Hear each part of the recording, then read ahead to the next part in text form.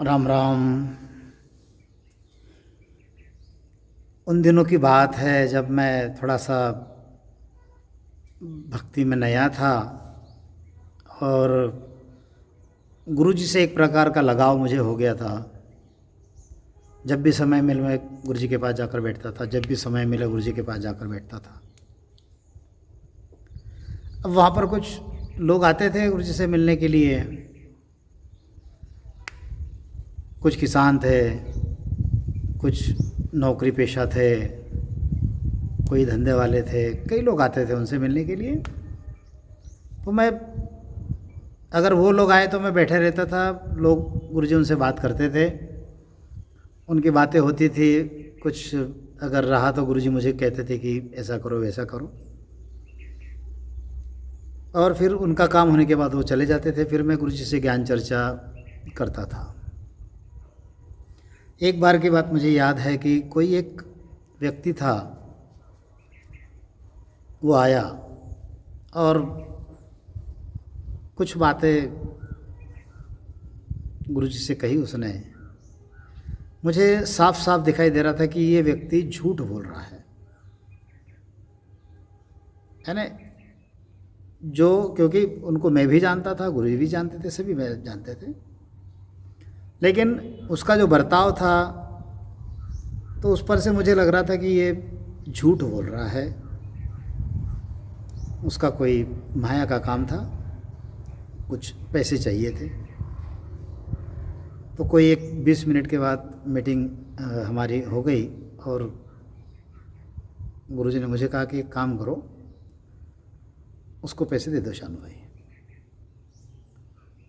तो हमारे एक कैशियर थे जिनके पास हिसाब किताब रहता था, मैं उनके पास गया, उनसे मैंने पैसे लाए और उस व्यक्ति को दे दिए। जब वह व्यक्ति चला गया तो मैंने गुरुजी से पूछा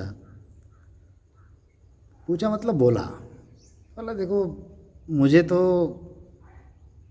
ये आदमी एक नंबर का फ्रॉड लगता है, और ये जो भी आपसे कह रहा था झूठ बोल रहा था।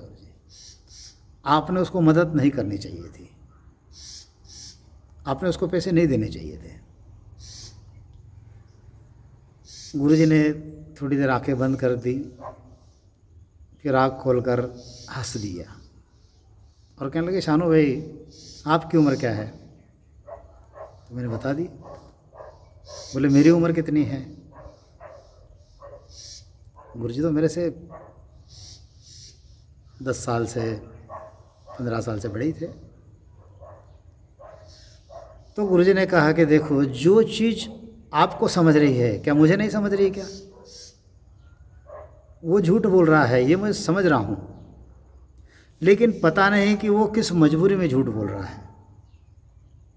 देखिए, उस राम स्नेही के तरफ देखने का जो नज़रिया था गुरुजी का, आप उसको देखिए।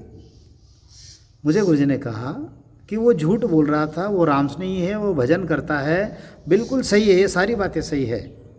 जब आपको समझ रहा है कि वो झूठ बोल रहा है तो मुझे भी समझ रहा है कि वो झूठ बोल रहा है, लेकिन हो सकता है शानू भाई उसकी कोई मजबूरी हो, इसीलिए झूठ बोल रहा है। और रही माया की बात, धन की बात, ये तो पैसा मैंने भक्ति के लिए निकाला हुआ है। अगर ये किसी सत्संग में भी खर्चा होता है, किसी रामस्नेह के लिए खर्चा होता है, तो मुझे उसका दुख नहीं है, क्योंकि अगर कोई दुखी रामस्नेही है और मैं उसकी मदद कर रहा हूँ तो ये तो, वो तो परमात्मा की भक्ति कर रहा है। वो और किसके पास जाएगा? विश्वास मेरे ऊपर है तो मेरे पास आ गया, तो मेरा कर्तव्य बनता है कि मैंने उसको मदद करनी चाहिए। रही उसकी बात, ये अगर लौटाएगा तो हम उसको सत्संग में लगा देंगे, नहीं लौटाएगा तो ये सत्व स्वरूप का पैसा है, ये पैसा मेरा नहीं है।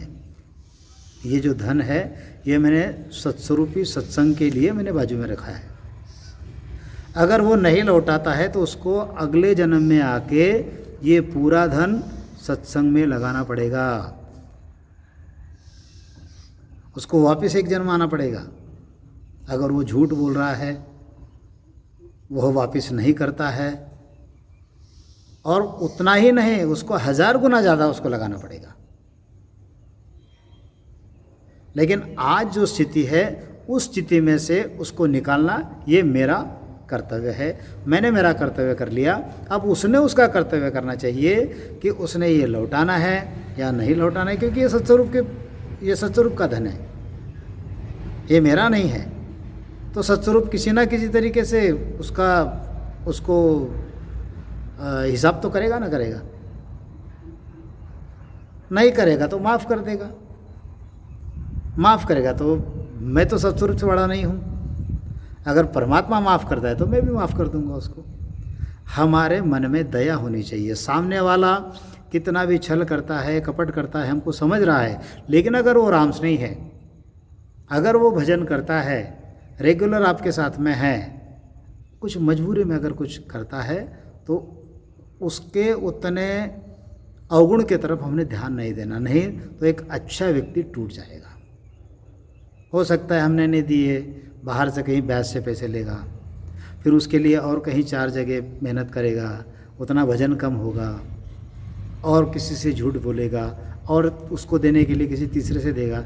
मतलब ये क्या है, ये माया तो उसको यहाँ पर अटका रही है।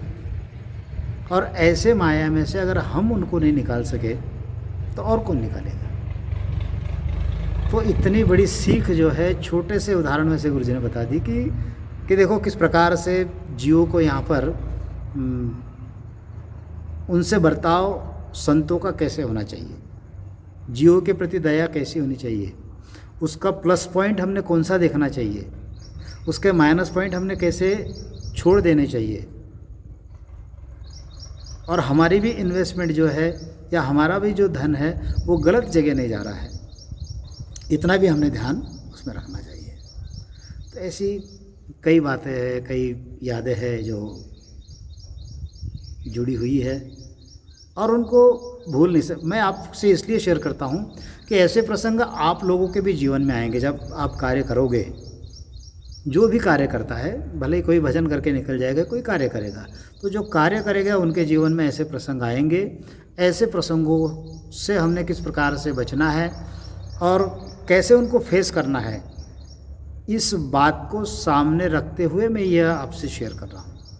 वास्तव में यहाँ पर माया की बात नहीं होनी चाहिए, लेकिन गुरु महाराज ने वाणी जी में लिखा है कि अगर आपके घर में अगर दत्तव नहीं होगा, दत्तव मतलब धन नहीं होगा, तो आपका संसार जो है वो दुख का हो जाएगा। और हम तो लोगों को कहते हैं कि हमको तो महासुख के देश में जाना है, और वो अगर संत यहीं दुखी रहेगा तो आगे कैसे बढ़ेगा। तो इस प्रकार का एटीट्यूड संतों के बारे में हमारा होना चाहिए। राम राम।